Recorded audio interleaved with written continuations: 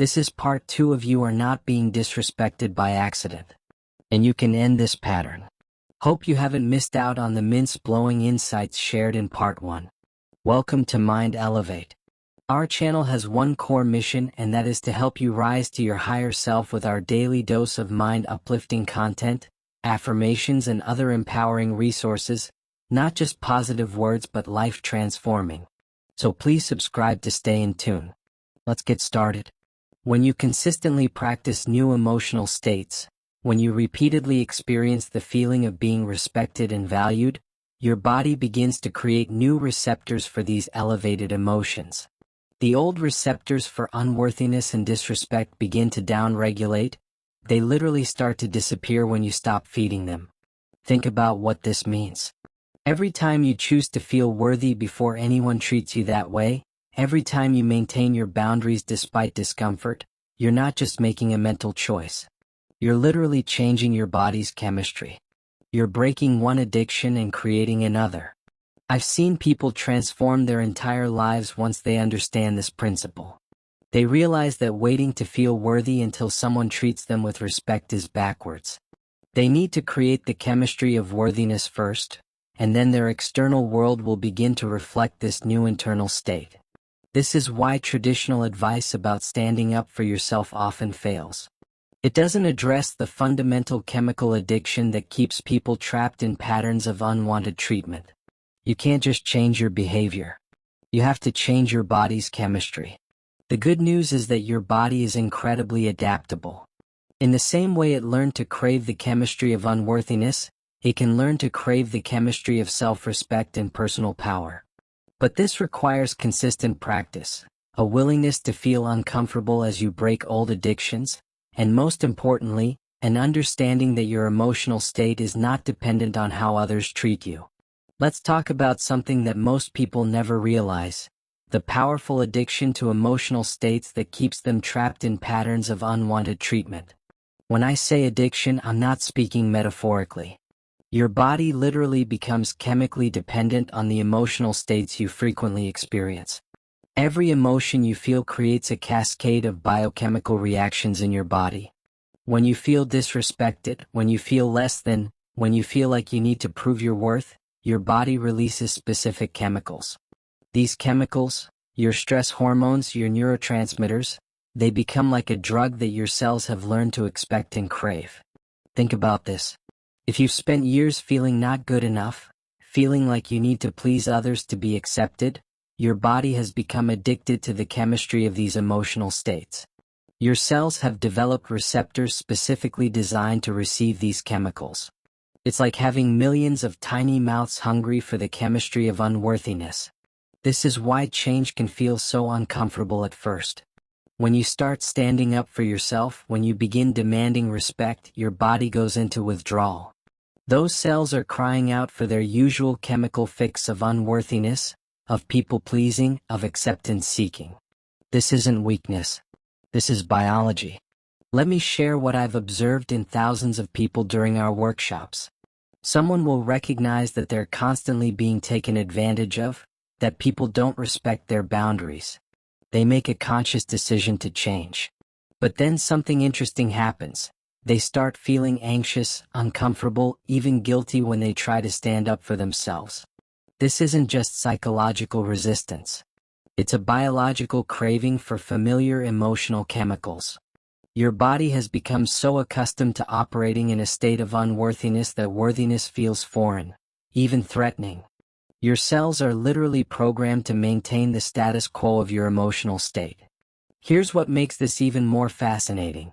Your body doesn't know the difference between an emotion created by an external event and an emotion you create through thought alone. Every time you remember past disrespect, every time you replay scenarios where your boundaries were violated, you're producing the same chemicals as if it were happening right now. This means that many people are actually addicting themselves to unwanted treatment through their own thought patterns. They wake up in the morning and immediately start thinking about how others have wronged them, how they're not appreciated, how they're taken for granted. With each thought, they're producing chemicals that strengthen their addiction to these emotional states. But here's the liberating truth. Just as you can become addicted to the chemistry of unworthiness, you can create a new addiction to the chemistry of self-respect and personal power. Your body can learn to crave the chemicals produced by standing in your worth, by expecting and demanding respect, by maintaining clear boundaries. This isn't just positive thinking. This is biological transformation.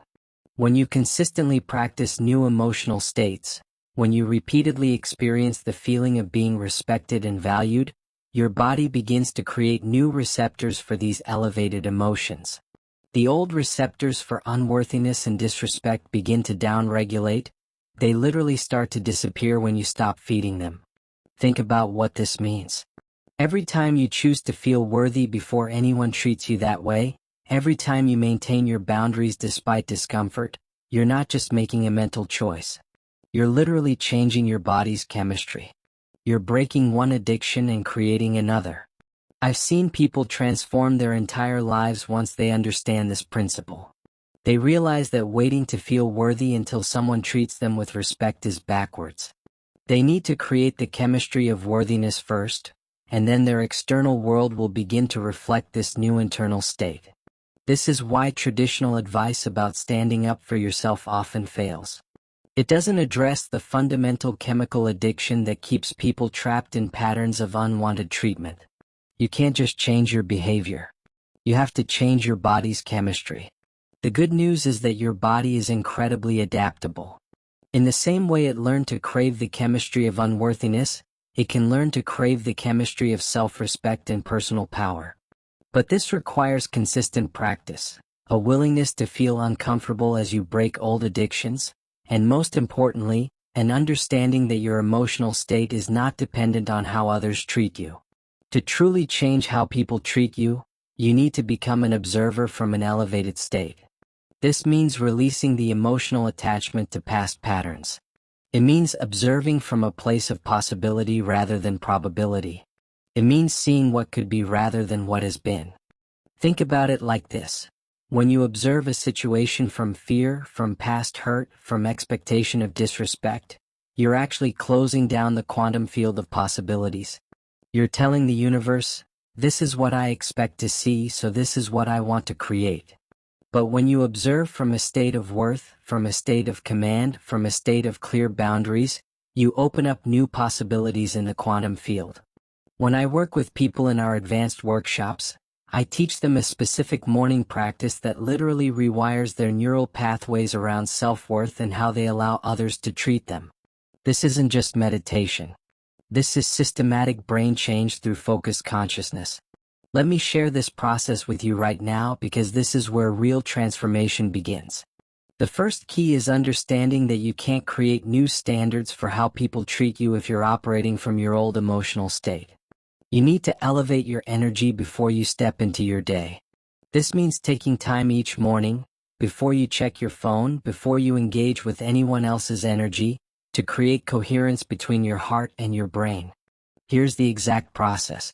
Start by sitting quietly, placing your attention on your heart center. Begin breathing as if your breath is flowing in and out through your heart. This isn't just relaxation.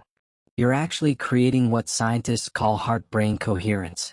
This coherent state is measurable. It changes your heart's electromagnetic field, which directly impacts how others respond to you. As you maintain this coherent breathing, begin to consciously generate elevated emotions, not from memory, not from anticipation of future events, but from pure intention. Feel appreciation for your worth. Feel gratitude for your boundaries. Feel the power of your clear standards. These aren't just feelings. They're biological signals that are reorganizing your neural circuitry. Now here's where most people make a mistake. They try to change their behavior without changing their energy. But behavior follows energy. You need to practice feeling worthy, feeling powerful, feeling respected before you encounter any situations that test these new standards. Your body needs to know this new state so well that it becomes your default setting. In this elevated state, begin to mentally rehearse scenarios where you typically allow disrespect. But instead of replaying the old pattern, create new responses from this coherent state. See yourself maintaining clear boundaries effortlessly. Feel yourself responding with calm authority when someone attempts to cross your boundaries. Experience the natural command that comes from unshakable self-worth. This mental rehearsal isn't just visualization. It's neural reconditioning. Your brain doesn't know the difference between a vividly imagined experience and a real one. Every time you practice these new responses in your mind, you're building new neural pathways. You're creating new options for how to respond when these situations arise in your daily life. The next step is crucial. You need to sustain this elevated state as you move into your day. This means staying conscious of your energy, staying aware of your heart's coherence. When you notice yourself slipping back into old emotional patterns, use your breath to return to coherence. This isn't about perfection. It's about persistence. Throughout your day, practice what I call energy checks. Pause periodically and ask yourself, am I broadcasting the energy of someone who commands respect? Or am I broadcasting the energy of someone who expects disrespect? Your honest answer will tell you whether you're operating from your new programming or falling back into old patterns. When you truly understand that people aren't treating you a certain way because of who they are, but because of the standards you've set through your energy, your programming, and your coherent state, you become the author of your relationship experiences. Think about that. You're not a victim of how people treat you. You're the creator of it. Creating new standards isn't about making demands or creating rules for others. It's about maintaining such a consistent state of worth, such a coherent field of self-respect, that anything less simply cannot exist in your reality. It's like gravity. You don't have to force it, explain it, or defend it. It just is. I've watched thousands of people transform their relationships through this understanding. They stop trying to change others and start changing their own energy. They stop hoping for respect and start embodying it. They stop accepting disrespect and start maintaining standards, not through force but through their unwavering state of being. Here's what happens when you consistently apply everything we've discussed. Your neural pathways reorganize around worth instead of unworthiness. Your body breaks its addiction to the chemistry of disrespect and creates new receptors for the chemistry of power and clarity.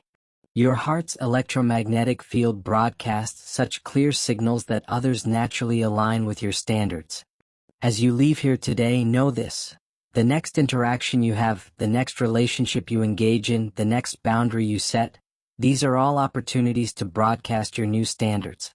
Not through words, not through demands, but through the coherent field of your elevated state. You don't need anyone's permission to make this change. You don't need perfect circumstances. You just need to decide right now that you're ready to broadcast a different signal to the universe. The power to change how people treat you has always been within you.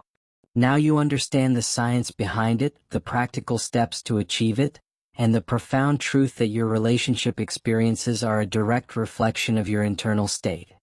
Go forth and create relationships that reflect your true worth, not through force or demand, but through the unshakable coherence of your elevated state.